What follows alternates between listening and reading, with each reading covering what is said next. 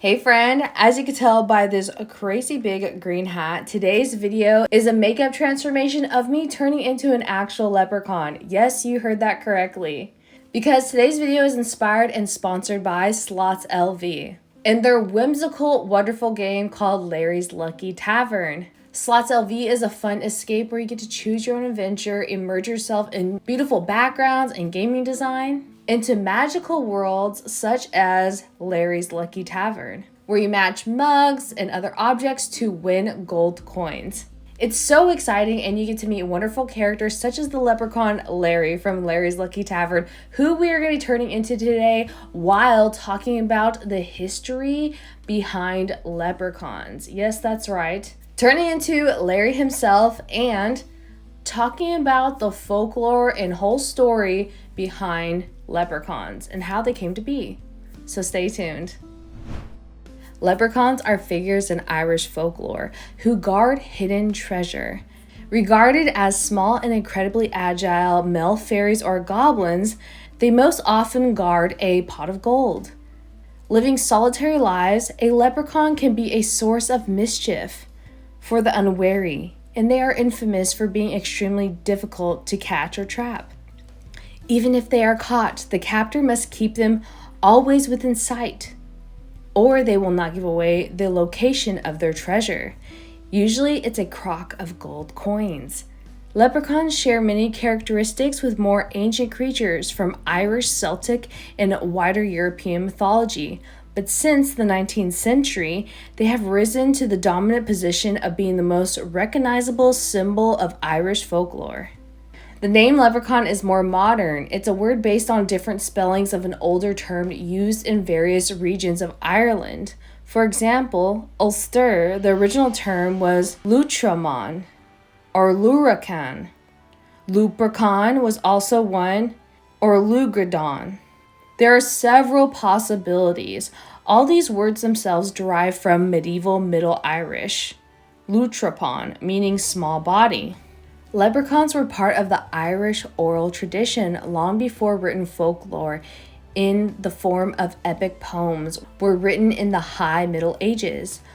So, although leprechauns really hit the big time in the 19th century, they do go back much further than is often assumed, and certainly their origins and essential characters can be traced back to many similar supernatural figures in ancient Celtic and medieval Irish folklore. Leprechauns have another ancient source of inspiration, the small water sprites of Celtic mythology.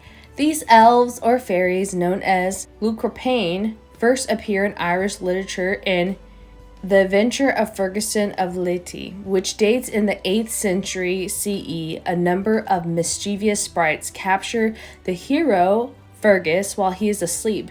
They take away his sword and attempt to carry him over water. Fergus wakes up when one of his toes touches the water surface, and he manages to grab 3 of the sprites. The sprites win their freedom by promising to teach Fergus their swimming skills.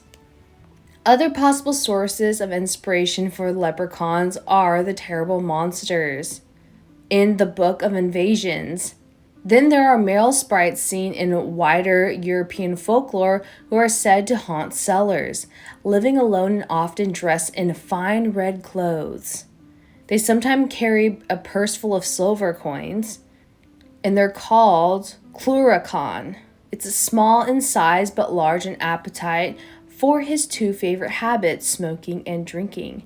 He is said to be rather lazy, and his preferred residence is a well-stocked wine cellar, where even though he will partake himself in the finest vintages, he does, at least, scare away thieving servants.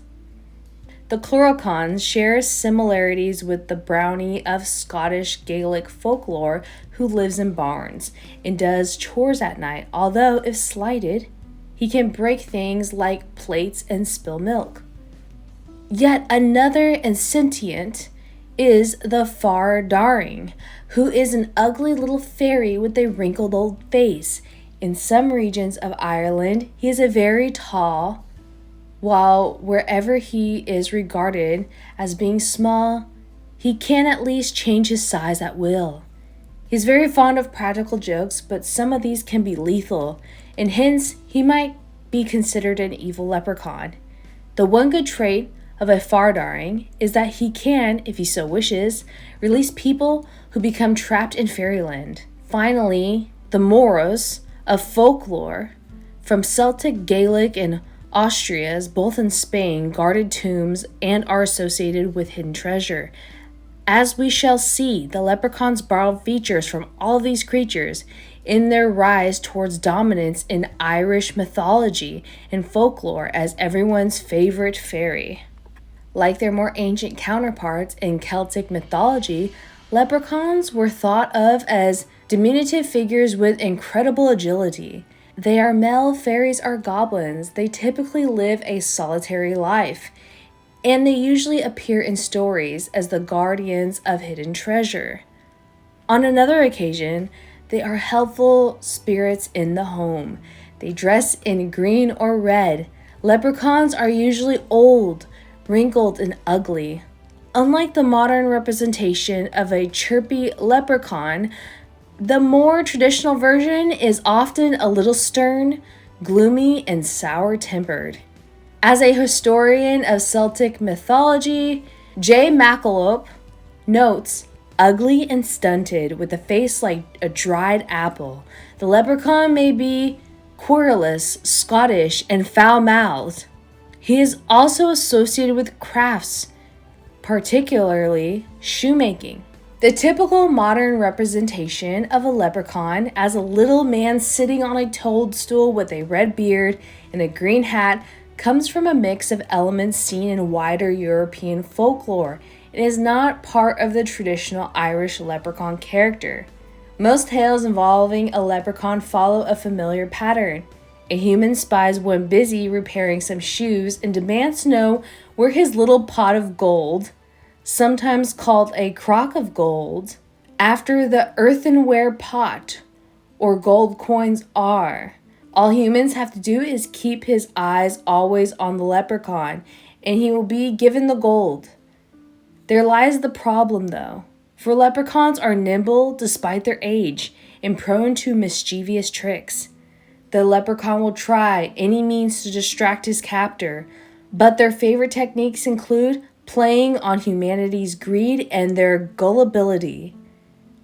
The wily leprechaun is so successful in hanging onto his gold that the human who tries to gain it, in the end, usually blames themselves for their own stupidity in not acquiring this pot of gold. After the medieval period, leprechauns became the favorite of many writers, who elevated them to a position of such dominance that few other types of Irish goblins and fairies are now widely known. Leprechauns are indeed fairies, according to Gaelic tradition, and they lived in Ireland long before humans inhabited the land. There aren't any female leprechauns, or any actually recorded. Therefore, there is no way to procreate in the traditional sense. Some sources claim leprechauns are unwanted children of the fairy community. That's why leprechauns are described as so grouchy, untrusting, and solitary creatures. Sometimes leprechauns are red, although the little Irishmen are known synonymously with the color green. They weren't always, because there were early recounts of leprechauns described as wearing, of course, red, with a variety of hats. Leprechauns are known to be bankers and cobblers in the fairy world. Leprechauns are known for their money, and there are apparently a lot of them in the cobbling business. Since they spend most of their time alone, the tiny green men pour all their energy into crafting shoes. They're said to always have a hammer and shoe in their hand. According to legend, you can hear them coming by the telltale tapping sound they make. While some stories attribute to leprechauns' wealth to the fine shoes they make, others say they protect the treasure of the entire fairy world. One tale says leprechauns act like bankers to make sure frivolous fairies don't spend all their gems at once. One legend mentions a down-on-his-luck nobleman who offered a leprechaun a ride on his horse. In return, the man returned to his crumbling castle to find it filled to the ceiling with gold. Some have claimed to actually find remains of a dead leprechaun, In 1989, a local businessman in Claringford, Ireland claimed to have found evidence of a real leprechaun on a mountain called Foy. He said that after hearing a scream near the wishing well, he found bones in a tiny suit and gold coins near scorched earth. The evidence is now displayed behind a glass case for visitors to come see. As a result, a new tradition was born. During an annual leprechaun hunt, 100 ceramic leprechauns are hidden in the mountain. Tourists come every year to try to hunt down the little green statues. Hunters need to buy a €6 hunter's license beforehand. In 2019, the 30th anniversary of the leprechaun bones discovered and the 10th anniversary of the official European Union recognition, fortune seekers abandoned their mountain in search and instead scoured the town for hidden leprechaun posts, one of which contained a real bar of gold that was valued at €1,200. Apparently, there are 236 leprechauns that still live in the caverns of Foy. In 2009, the EU granted heritage status to the remaining wee people. They now have their own protected sanctuary nestled in the mountain. This directive also protects the animals and flora in the area to help keep biodiversity in the land safe. Today's leprechaun history comes from the World History Encyclopedia of Celtic Origin and Mental Floss. And that is our look of Larry from Larry's Lucky Tavern by Slots LV. I hope you enjoyed listening to the interesting and captivating history of leprechauns. Thank you so much to Slots LV for sponsoring today's video. I'll make sure to put down below in the description box where you can check out this game, and all the products I used in this video will be listed down below there as well. This look was so challenging, but yet so much fun to create for you all. Leave me a comment on what makeup look you would love to see me do for the new year. And if I choose your comment, I will definitely shout you out in a new video. I hope you guys have a great holiday and a happy new year, and I will see you in the next video. Bye!